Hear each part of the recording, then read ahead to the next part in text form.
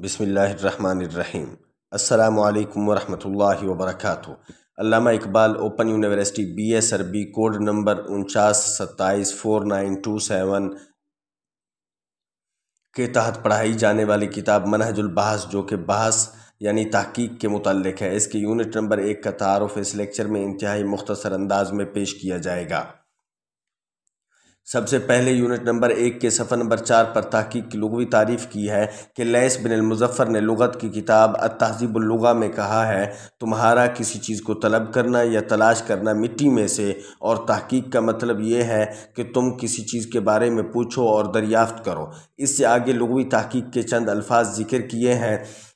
تو آگے پھر ابن منظور کی تعریف انہوں نے کی ہے، اسے دیکھیں۔ جو انہوں نے لغوی تحقیق کے چند الفاظ ذکر کیے ہیں انہیں ہم اختصار کے پیش نظر چھوڑ رہے ہیں۔ ابن منظور نے لسان العرب میں کہا ہے، تم نے مٹی میں کچھ تلاش کیا۔ اب اس سے آگے جتنے معنی ہیں وہ سب ملتے جلتے ہیں انہی معنی سے، اس لیے اختصار کے پیش نظر انہیں ذکر نہیں کرتے۔ اس سے آگے البحث اصطلاحاً سے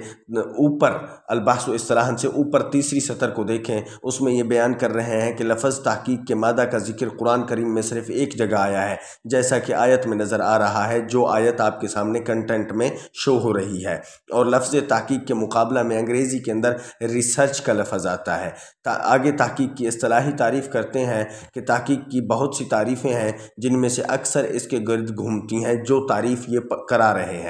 اب وہ کیا کہتے ہیں کہ یہ ایک منظم اور قطعی تفتیش اور تحقیق کا ایک اہم ذریعہ ہے جو محقق کی طرف سے نئی معلومات یا تعلقات کو دریافت کرنے کے مقصد سے کی جاتی ہے۔ اس کے علاوہ پہلے سے موجود معلومات کو تیار کرنے، درست کرنے یا تصدیق کرنے کے لیے تحقیق کی جاتی ہے، بشرطے کہ اس محتاط جانچ اور انکوائری میں سائنسی طریقہ کار کے مراحل پر عمل کیا جائے، اور تحقیق اور ڈیٹا اکٹھا کرنے کے لیے ضروری طریقہ اور آلات کا انتخاب کیا جائے۔ اس سے آگے صفحہ نمبر 5 پر یہ کہہ رہے ہیں کہ ان تعریفوں میں سے ہم ان میں سے کچھ کو لیں گے، جو تعریفیں مکمل طور پر کی گئی ہیں ان میں سے کچھ لیں گے۔ تو وہ کہتے ہیں، ڈاکٹر مہدی فضل اللہ نے اپنی کتاب میں تحقیق کی تعریف کی ہے کہ یعنی کسی موضوع پر اور اس سے متعلقہ مسائل پر جس میں سائنسی تحقیق بھی شامل ہے، اس کے بارے میں وہ کہتا ہے کہ یہ وہ کوشش ہے جو محقق کرتا ہے، تلاش، کھوج، تحقیق، تجزیہ، تنقید اور کسی موضوع پر موازنہ کرنا، جس کا مقصد سچائی کو دریافت کرنا یا اس تک پہنچنا ہوتا ہے، اور کسی چیز کو ثابت کرنا یا کسی ایسی رائے کی حمایت کرنا جو اس کے نقطہ نظر یا جھکاؤ سے متفق ہو۔ اختصار کے پیش نظر ڈاکٹر احمد بدر نے جو تعریف کی ہے اسے دیکھیں کہ انہوں نے تحقیق کی تعریف یہ کی ہے کہ تحقیق مطالعہ کا ایک ذریعہ ہے جس کے ذریعے کسی خاص مسئلے کا حل نکالا جا سکتا ہے، جامع اور درست تحقیقات کے ذریعے مسائل تک پہنچا جا سکتا ہے۔ اس کے بعد اختصار کے پیش نظر آپ صفحہ نمبر 6 کو دیکھیں تو اس کے اندر بھی آپ پہلی لائن جو ایمل یعقوب کی ڈیفینیشن والی ہے وہ چھوڑ دیں۔ اس کے بعد دیکھیں تو وہ کہتے ہیں، ان مختلف تعریفوں کے بعد ہم اس نتیجے پر پہنچتے ہیں کہ تحقیق کسی مواد کی منظم جانچ اور تفتیش ہے، نئی معلومات نکالنے اور اسے محقق اور طلباء کے سامنے پیش کرنے کے لیے، چاہے کوئی بھی موضوع ہو۔ یہ دوسرا پوائنٹ ہے۔ تیسرا یہ ہے، اگر ہم تحقیق کو یونیورسٹی کے مضمون یا کورس کے طور پر لیتے ہیں تو ہم کہتے ہیں کہ تحقیق وہ ایک خصوصی مطالعہ ہے جو ایک مخصوص موضوع، مخصوص طریقوں اور اصولوں کے مطابق ہوتا ہے۔ تحقیق محقق یا طالب علم کے لیے اپنی فکری موجودگی کو ثابت کرنے کا ایک بنیادی اور سنہری موقع ہے۔ محقق اپنے مقصد تک پہنچنے کے لیے اپنی تحقیق اور کام میں جو طریقہ استعمال کرتا ہے وہ منہج کہلاتا ہے۔ طریقہ کار وہ آلہ ہے جسے محقق اپنے ہدف یا ہدف تک پہنچنے اور حقیقت کو دریافت کرنے یا حقیقت تک پہنچنے کے لیے استعمال کرتا ہے۔ اختصار کے پیش نظر 2 سطریں چھوڑ کر وہ تختلف البحوث سے دیکھیں تو اس کے اندر یہ کہہ رہے ہیں کہ تحقیق شعبوں کے لحاظ سے مختلف ہوتی ہے، کیونکہ یہ ادبی، سائنسی، مذہبی، سیاسی، اقتصادی وغیرہ ہے۔ جہاں تک سائنسی اور یونیورسٹی کی سطح پر تحقیق کا تعلق ہے تو یونیورسٹی کی تحقیق کو 2 حصوں میں تقسیم کیا گیا ہے۔ پہلے نمبر پر الرسالہ ہے، دوسرے نمبر پر اطروحہ ہے۔ جو کچھ انسان دوسروں کو بھیجتا ہے الفاظ سے یا اس کی مثل سے، پھر اس کے آگے انہوں نے اس کی لفظی تحقیق بیان کی ہے، ہم اسے چھوڑ رہے ہیں۔ آپ صفحہ نمبر 7 کو اختصار کے پیش نظر چھوڑ دیں کیونکہ اس پر زیادہ اہم مواد نہیں ہے۔ صفحہ نمبر 8 کو دیکھیں، اس پر الرسالہ اور اطروحہ جو ہے اس میں فرق بیان ہو رہا ہے، اسے دیکھیں۔ رسالہ کہتے ہیں کہ جسے ایک یونیورسٹی مقرر کرتی ہے، جسے ڈپلومہ، بیچلر یا ماسٹر ڈگری حاصل کرنے کے لیے جمع کرائی گئی تحقیق یا مطالعہ اور اس کی بحث طالب علم کے نقطہ نظر، زبان اور انداز پر توجہ مرکوز کرتی ہے۔ آگے دیکھیں، وہ کہتا ہے جہاں تک اطروحہ کا تعلق ہے، یہ وہ تحقیق ہے جسے طالب علم ڈاکٹریٹ کی ڈگری یعنی پی ایچ ڈی حاصل کرنے کے لیے پیش کرتا ہے، جس میں طالب علم نئی دریافتوں پر توجہ مرکوز کرتا ہے جس سے اسے فائدہ حاصل ہوتا ہے۔ آگے تحقیق کی اقسام بیان کرتے ہوئے کہتے ہیں کہ سائنسی تحقیق کا میدان اس لحاظ سے وسیع ہے کہ اس میں زندگی کے تمام پہلوؤں اور انسانی ضروریات اور خواہشات کا احاطہ کیا گیا ہے، اس لیے اس کے مختلف شعبوں اور شعبوں کی بنیاد پر سائنسی تحقیق میں فرق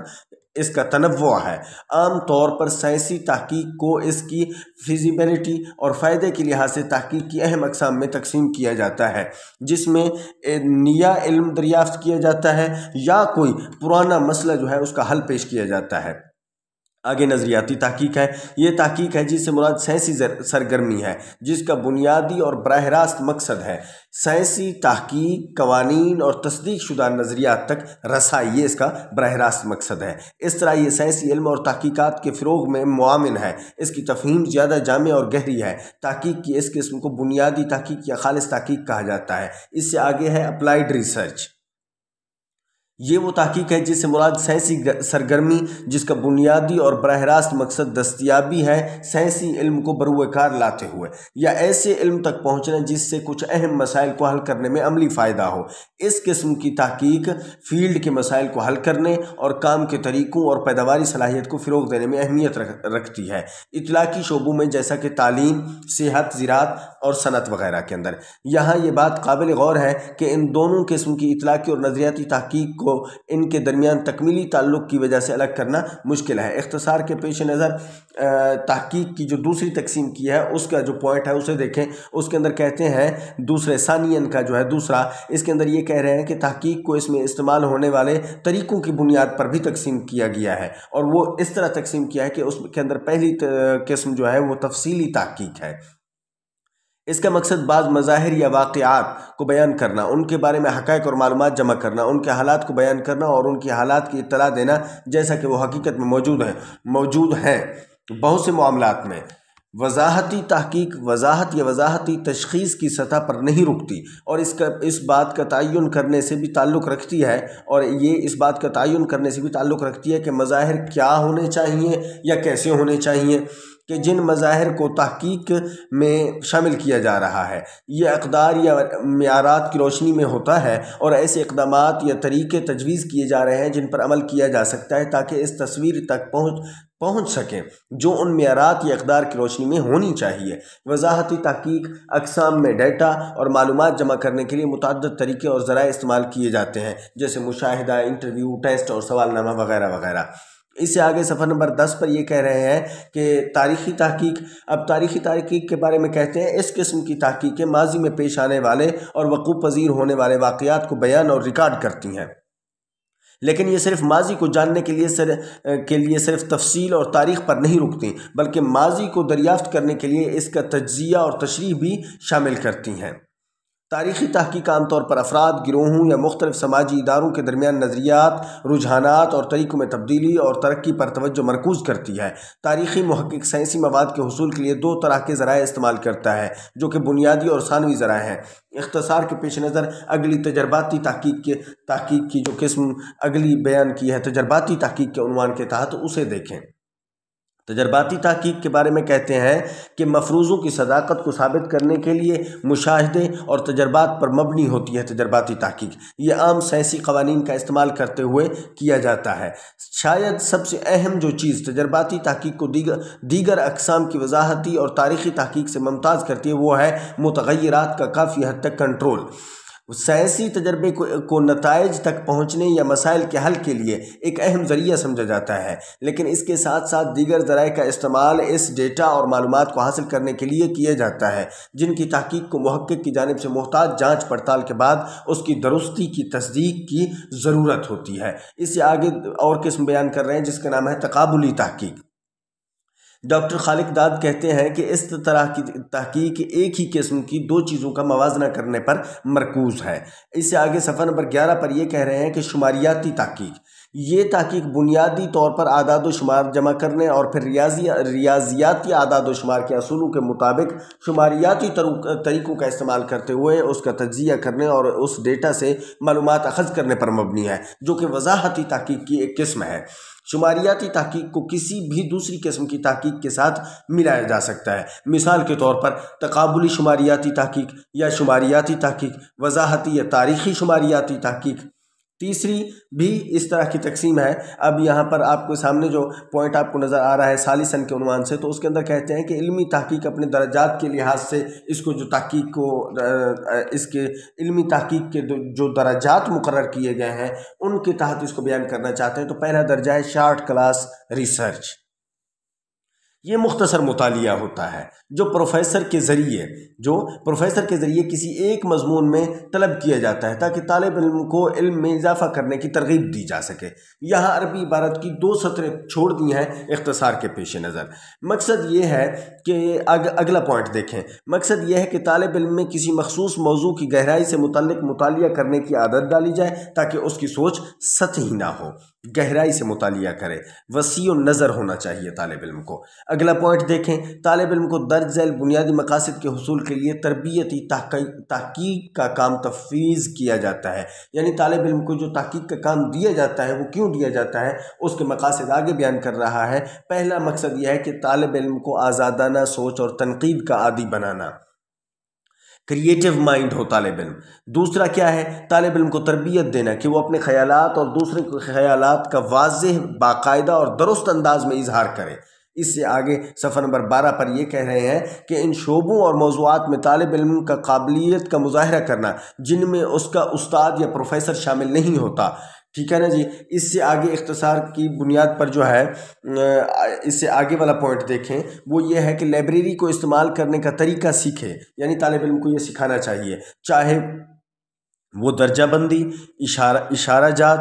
یا حوالہ جات کے لحاظ سے اور معلومات کے عمومی یا خصوصی ذرائع کے لحاظ سے ہو، جس لحاظ سے بھی ہو، طالب علم کو لائبریری کے استعمال کا طریقہ آنا چاہیے۔ اس کے بعد اگلا پوائنٹ دیکھیں، اس کے اندر یہ کہہ رہے ہیں کہ کسی موضوع سے براہ راست حقائق کے متعلق اور نظریات کے انتخاب کے متعلق طالب علم کی صلاحیتوں اور مہارتوں کو فروغ دینا دستیاب دفتری مواد میں سے یقینی طور پر، یعنی طالب علم کو براہ راست حقائق تک اور نظریات کے انتخاب تک فراہمی دی جائے، ٹھیک ہے نا، لیکن یہ دستیاب دفتری مواد سے یقینی ہو، یعنی جو آپ کے پاس تعلیمی مواد موجود ہے اسی سے طالب علم کے اندر جو ہے یہ صلاحیتیں پیدا کریں۔ یہ کریٹیو صلاحیتیں یا تخلیقی صلاحیتیں طالب علم کے اندر، آپ کے پاس جو کچھ ہے اسی سے طالب علم کو جو ہے وہ آپ امپروو کرنا شروع کریں، آگے لے آنا شروع کر دیں۔ عموماً یہ ہوتا ہے ہمارے تعلیمی اداروں میں کہ جی ہمارے پاس سہولیات نہیں ہیں، تو یہ بات اس نے اس لیے کی ہے کہ آپ سہولیات کو نہ دیکھیں بلکہ آپ کے پاس جو کچھ ہے اس کی بنیاد پر آپ اپنا طالب علم آگے لے کر آئیں۔ اس سے آگے دیکھیں، وہ کہتا ہے جمع کردہ مواد کو منظم اور دستاویزی بنانا،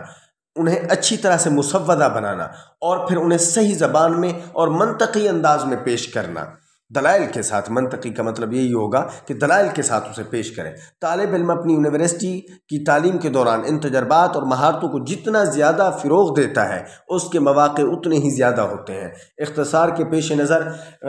ان البحث التدریبی سے دیکھیں، اس میں یہ کہہ رہے ہیں کہ تربیتی تحقیق 10 صفحات پر مشتمل ہو سکتی ہے یا 40 صفحات سے زیادہ بھی ہو سکتی ہے، لیکن یہ طویل علمی تحقیق کی تیاری میں تربیت کے لیے ایک منطقی آغاز کی نمائندگی کرتا ہے، جیسا کہ ماسٹر کا مقالہ، ماسٹر کا تھیسس۔ اور آگے کہتے ہیں کہ اور نظریاتی کالجوں کے داخلی ضوابط خاص طور پر college of arts and education کے قیام کی ضرورت کو متعین کرتے ہیں اور طلباء تربیتی تحقیق تیار کرتے ہیں اس کے ذریعے سے۔ آگے کہتے ہیں بیچلر ڈگری ریسرچ یا ریسرچ پروجیکٹ، اس سے مراد وہ تحقیق ہے جو طالب علم کو تعلیم کے آخری سالوں کے دوران کرنے کے لیے تفویض کی جاتی ہے۔ انڈر گریجویٹ اسٹڈیز یعنی بیچلر ڈگری کے دوران اب آپ صفحہ نمبر 13 کو دیکھیں تو صفحہ نمبر 13 پر کہہ رہے ہیں کہ یہ تحقیق تقریباً 50 صفحات پر مشتمل ہوتی ہے، اور تحقیق کی نگرانی کرنے والے استاد یا پروفیسر طالب علم کے لیے تحقیق کرنے کے کام کو آسان بناتے ہیں، کیونکہ وہ عام طور پر تحقیقی موضوع کے لیے کئی آپشنز پیش کرتے ہیں جن میں سے طالب علم اس موضوع کا انتخاب کرتا ہے جو اس کے لیے موزوں ہوتا ہے۔ تحقیقی کام کے لیے مناسب حوالہ جات اور تحقیقی موضوع کو لکھنے کے صحیح طریقے کی طرف طالب علم کی رہنمائی کا بھی باقاعدہ ایک کردار ہوتا ہے، لہٰذا اس تحقیق کو ابتدائی تحقیق سمجھا جاتا ہے، جس کا مقصد طالب علم کی تحقیق اور سائنسی مواد کو اس کے اصل اور ثانوی ذرائع سے مرتب کرنے کی صلاحیت کو فروغ دینا اور اسے واضح سائنسی انداز میں منظم طریقے سے تشکیل دینا ہے۔ طالب علم کو بنیادی خیال کے بارے میں اپنی رائے یا ذاتی تاثرات لکھنے کے لیے، کیونکہ اس مرحلے پر اس کا مقصد طالب علم کو تحقیقی طریقہ کار، مشق کے ذرائع اور مطلوبہ اور مناسب سائنسی مواد کو منتخب کرنے کی صلاحیت، پھر اسے منظم کرنا، جو مواد منتخب کیا اسے منظم کرنا اور کامیابی حاصل کرنا جو ہے، یہ چیزیں اس کے اندر شامل ہوتی ہیں۔ اس سے آگے اہم نکات بیان کیے جا رہے ہیں۔ عربی عبارت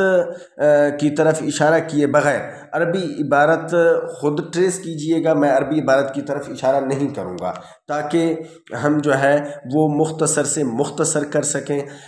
دیکھیں اس کے آگے کہتے ہیں کہ ماسٹر کا مقالہ یعنی ایم اے، اس کا تعلق ماسٹر کے تھیسس سے ہے کہ طالب علم کو ماسٹر ڈگری حاصل کرنے کے لیے یہ مقالہ تیار کرنے کی ضرورت ہوتی ہے۔ جہاں تک ماسٹر کے مقالہ کا تعلق ہے، یہ عام طور پر ایک محدود مطالعہ ہوتا ہے جس میں تحقیقی صفحات کی تعداد تقریباً 100 صفحات پر مشتمل ہوتی ہے۔ اس سے آگے صفحہ نمبر 14 پر یہ کہہ رہے ہیں کہ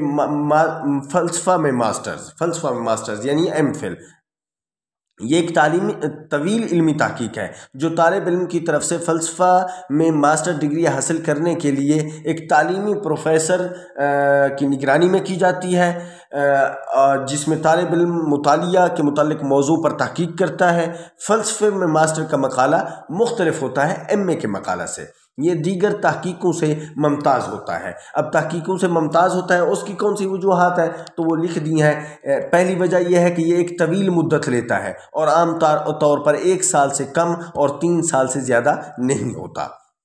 دوسری وجہ یہ ہے فلسفہ میں ماسٹر کا مقالہ علم کی ایک شاخ میں سے ایک نئے موضوع سے متعلق ہوتا ہے، یعنی ایک نیا موضوع ہوتا ہے، اس کے اندر نئی چیز پیش کی جاتی ہے۔ تیسرا یہ ہے ماسٹر کے مقالے کا مقصد طالب علم کے لیے کسی خاص رجحان یا مسئلے کا مطالعہ کرنا، اس سے طالب علم کو تحقیق اور تفتیش میں وسیع تجربات حاصل کرنے میں فائدہ ہوتا ہے۔ یہ 1 سے 250 صفحات پر مشتمل ہوتا ہے۔ اس سے آگے صفحہ نمبر 15 پر